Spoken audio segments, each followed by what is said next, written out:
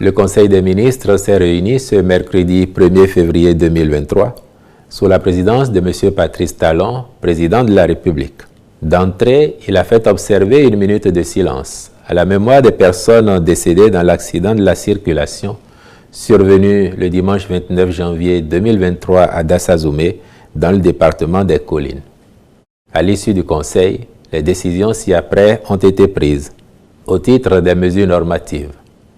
Sous cette rubrique, il a été adopté, entre autres, le décret portant révocation de M. Joseph Cloka du corps de la magistrature béninoise pour faute disciplinaire d'une extrême gravité.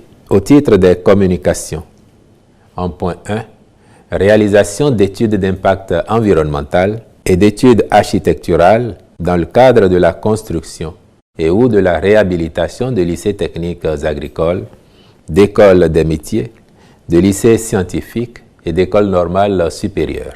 Les études d'impact environnemental et social concernent 33 ouvrages auxquels sont associés 27 plans d'action de réinstallation. S'agissant des études architecturales et techniques, elles intègrent le suivi de la conformité architecturale dans le cadre du programme de construction de 30 lycées techniques agricoles et 7 écoles de métiers, ainsi que d'un autre projet relatif à la construction de 6 lycées scientifiques et de 2 écoles normales supérieures. C'est pour engager l'ensemble de ces études, préalables aux travaux de réalisation physique, que le Conseil a autorisé la contractualisation avec divers cabinets et groupements d'entreprises spécialisés, les ministres chargés du dossier étant instruits d'en assurer la bonne exécution. En point 2, contractualisation avec la société Semaris pour l'assistance technique à l'opérationnalisation de l'Agence nationale de gestion des marchés ANAGEM. En vue de doter les villes du Bénin d'infrastructures et d'équipements marchands modernes, le gouvernement a mis en œuvre le projet de construction de 35 marchés urbains et régionaux. Conformément au schéma retenu, les marchés nationaux seront transférés à la Société des patrimoines immobiliers de l'État, SOPI, les marchés urbains et communaux des villes à statut particulier à des sociétés de patrimoine à créer et les autres marchés resteront dans le patrimoine des mairies. Toutefois, pour assurer une gestion efficace des dites infrastructures, en concertation avec les communes d'implantation, il a été décidé que la gestion de l'ensemble des marchés soit confiée à une agence à créer à cet effet. Par ailleurs, le gouvernement a fait le choix de transférer les activités de gros alimentaires qui ont lieu actuellement au marché d'Antokpa et ses environs vers une plateforme agroalimentaire régionale dans l'agglomération du Grand Nokoué. À cet égard, le projet de construction du pôle agroalimentaire de la dite agglomération a été conçu et sa mise en œuvre a démarré en 2021. La société Semaris qui accompagne ce processus jouit d'une expérience de plus de 50 ans dans la gestion et l'exploitation de l'un des plus importants marchés alimentaires de gros dans le monde, situé en région parisienne et dénommé Marché international de Rungis.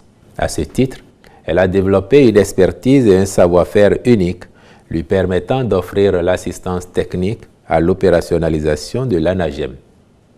Les ministres concernés sont instruits de veiller à la mise en œuvre effective de cette mission.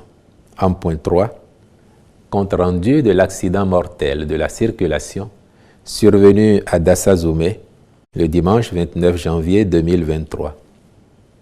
Ce drame, survenu à la hauteur du village d'enfants SOS de Dassazoumé, a été occasionné par un bus de transport en commun en provenance de Parakou vers Cotonou, avec à son bord 45 passagers d'une part et un camion grue transportant un groupe électrogène d'autre part. Il ressort du compte rendu qu'à la hauteur de ce village d'enfants, le conducteur du bus en aurait perdu le contrôle suite à l'éclatement du pneu avant côté chauffeur. Le véhicule déséquilibré de ce fait aurait, dans sa course, percuté le camion grue qui roulait en sens inverse, s'est immobilisé en pleine chaussée et a pris feu.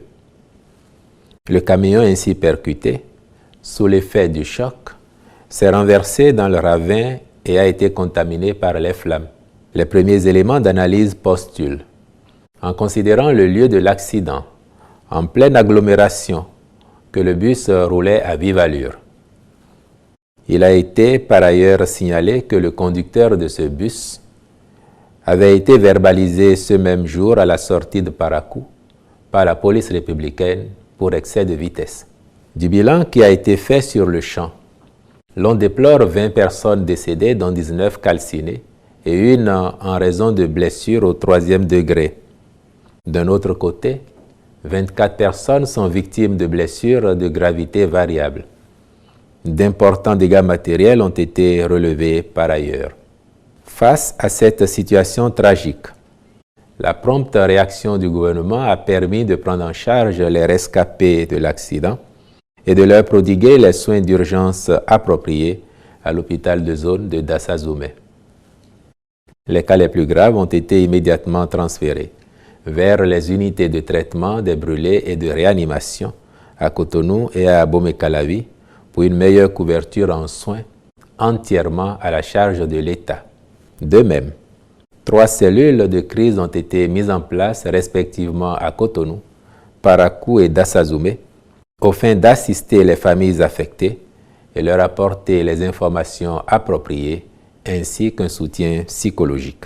Tirant leçon de ce drame, sans omettre les cas d'accidents mortels de plus en plus récurrents sur nos routes, et pour éviter à l'avenir la résurgence de pareilles situations, le gouvernement entend prendre des mesures radicales pour combattre le mal et en appelle à la prise de conscience des populations afin que les règles du code de la route soient strictement respectées. Mais, d'ores et déjà, il importe de souligner la nécessité de renforcer les mesures de sécurité routière et d'accélérer les réformes en cours dans le sous-secteur du transport routier, notamment la professionnalisation du métier de transporteur, la réglementation sur la qualité du parc automobile avec des véhicules répondant aux normes, la transmission à l'Assemblée nationale, dès l'installation de la 9e législature, du projet de nouveau code de la route déjà examiné par le gouvernement, l'adoption prochaine de la politique nationale de sécurité routière. Au titre d'autres diligences à accomplir à la suite de cet événement malheureux, le Conseil a instruit le ministre de l'Intérieur et de la Sécurité publique pour intensifier, par la police républicaine, les contrôles routiers avec les moyens adéquats, notamment des caméras dédiées assorties de microphones qui seront acquises incessamment.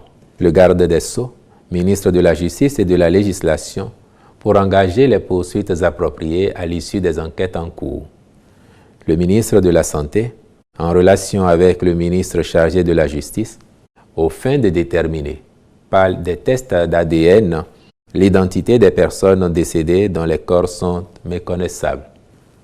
Enfin, le gouvernement renouvelle ses condoléances aux familles éplorées et à la nation tout entière. Enfin, au chapitre des rencontres et manifestations internationales, il a été autorisé la participation du Bénin à la 18e réunion des experts et à la 9e session ordinaire des ministres des pays membres de l'initiative d'Accra, prévue pour se tenir à Abidjan en Côte d'Ivoire du 31 au 2 février 2023.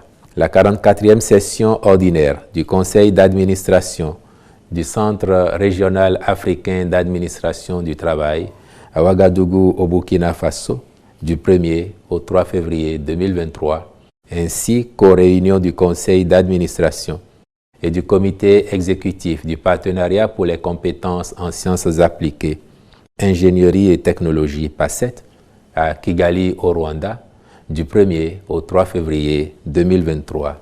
Je vous remercie.